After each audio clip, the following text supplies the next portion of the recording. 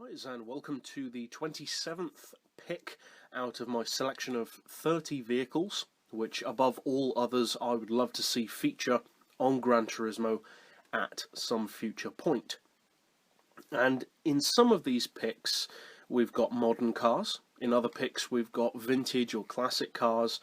This car though is kind of a mix of both, because it's technically a new car, but it's also kind of not, because it's based in particular with its design on a vintage racing car called a Vanwall. And it's made by Vanwall, it's not a different company, which I actually think makes a nice change, because usually when you have a classic car that's reinvented or replicated in a modern way, it tends to be done by a different manufacturer. For instance, in the case of the Daytona Cobra and GT40 replicas made by Super Performance rather than Ford. And there are various others generally to do with Cobras and that kind of replica. This car, though, is made by the original company. And I like that. It keeps continuity, it makes it feel more authentic, and at the end of the day, who knows their car better than themselves? So if anyone's going to make a modern interpretation of a classic vehicle, in my opinion, the original manufacturer is always going to be the best option. Unless, of course, it was a bad car to begin with, and then why would you be remaking it at all?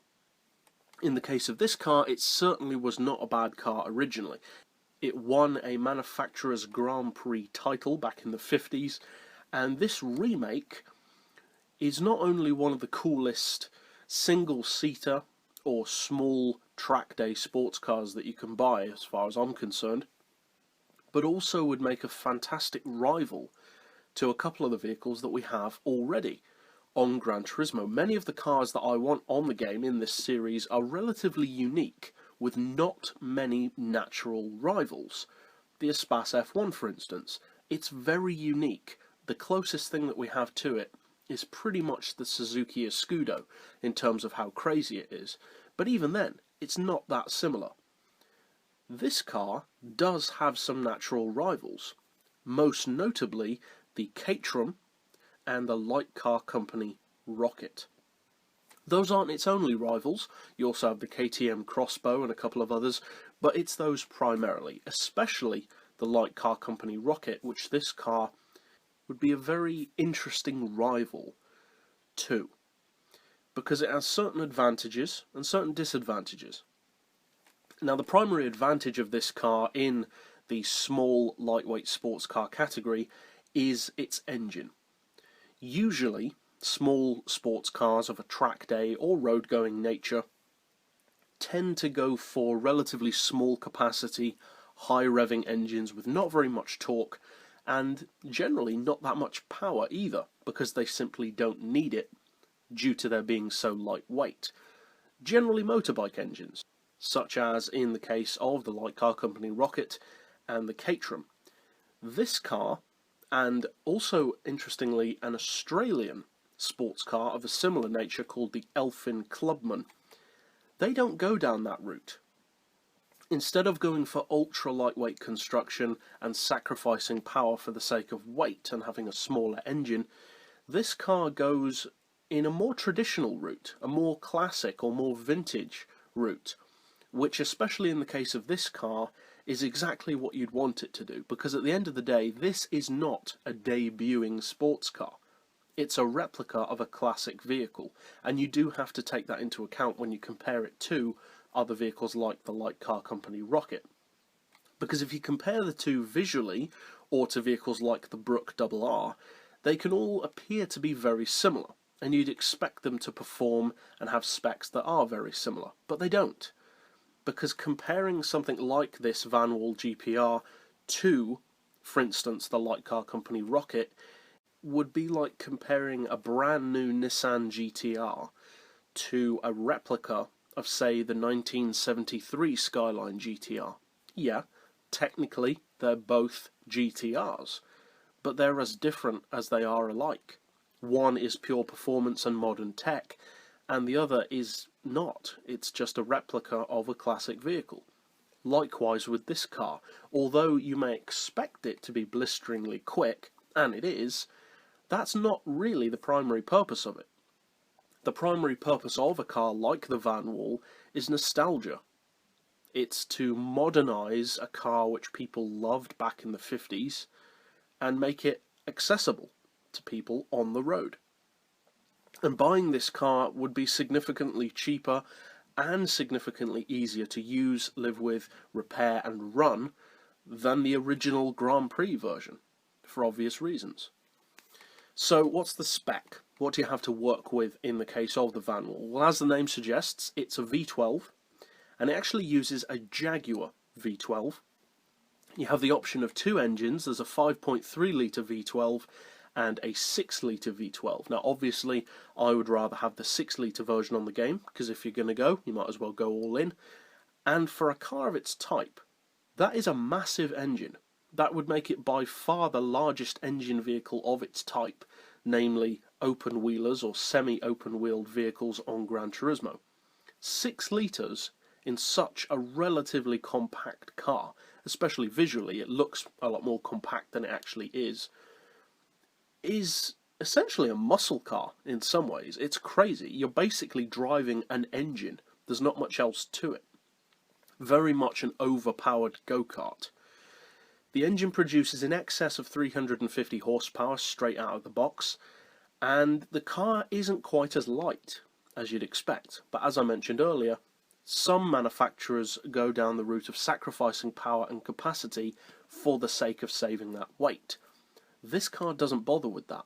Now it does weigh less than 1,000 kilos, but that's still a lot heavier than you'd probably think it would weigh just based on its looks.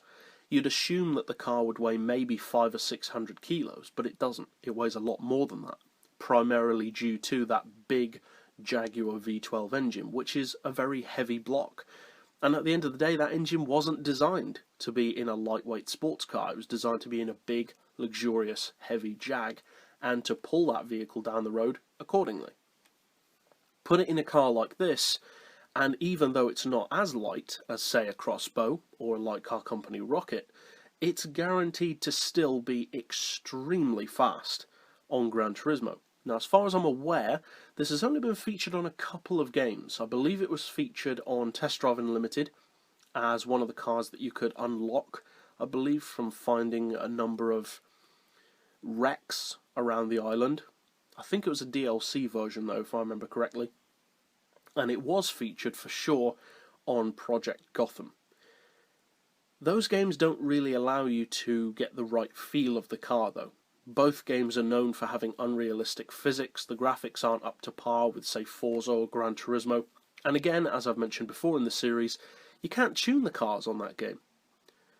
This car has massive tuning potential. You can get the light car company rocket up to about 350 horsepower. This has already got 350 horsepower. So imagine the kind of power that you could get out of that V12 engine. Even if we couldn't supercharge or turbocharge it, you're still pretty much guaranteed to be putting out over 600 horsepower, considering that the Crossbow can put out around 550 from a much smaller engine. This engine has huge potential on Gran Turismo, especially if we were able to supercharge it. With weight loss, you're probably looking at around 700 kilos. You put 700 kilos and maybe 700 horsepower together, you're going to have yourself a monster track car. Now, due to the design, the fact that it is more front heavy than some other track cars on the game, which tend to be more mid-engine vehicles for obvious reasons, it would be a little bit more tail happy. You've got less weight grounding the rear wheels and significantly more torque going through those rear wheels than in your average car of its type. But as I said, it's designed to be like that because that's what the classic Grand Prix car was like. Back in the day when tyres were skinny, they didn't wear seatbelts, safety was very minimal in Grand Prix cars, and it was all about steering with the throttle. I would love the opportunity to have a car like this on Gran Turismo. There's nothing else quite like it. There are cars which appear to be similar, like the Rocket and the KTM and the Caterham, but they're really not. They're only similar in initial appearance. Underneath, this is more of a hot rod, whereas they are more of an ultra lightweight pure track day car. And having that old school raw handling and massive engine combined with newer build quality, it is also available in carbon fibre, so that can potentially save weight as well. So combining those new and old styles of manufacturing and tech could make it a pretty unique car on Gran Turismo. As far as performance, it's not quite as quick as some other small sports cars. 0 to 60 is around 4 seconds, and the top speed is over 150 as quoted by the manufacturer, which doesn't sound all that great for a V12. But its aerodynamics, although looking good, aren't necessarily as efficient now as people thought they were in the 50s. It's not bad, but it's not necessarily as good as you'd think. The mechanicals as well are relatively primitive, and I like that. It's essentially a British muscle car in some ways, and I would love to see what this car would be capable of on Gran Turismo. In terms of top speed, it would probably be the best of its type, those small open-wheeled sports cars, and for sheer power and torque, there's no question that it would be the best. As far as how it would fit into the game for PP and price, the PP's hard to say, because although it's powerful, it's not particularly light compared to others in its class, and not necessarily the most technically advanced. So the PP may be somewhere around, I would have thought, probably 520, maybe 530 at a push. And as far as the price, I'd like to see this car cost something like 150,000. That would make it more than vehicles like the Rocket and various others in the class like the Caterham, significantly more than the Caterham and various others as well, but at the same time not ridiculously expensive. And overall, this car is more of a vehicle which is about the pleasure of driving it rather than necessarily winning every race that you enter. But that's it overall for this particular pick. Certainly a very unique car even within its class, and a car which gets more unique actually the more you look into it. The Vanwall GPR V12. So that's it overall for this particular pick. If you are of course new to this series, feel free to slap down below what cars you would personally love to see feature on Gran Turismo. And that's it. So as always, thanks for watching.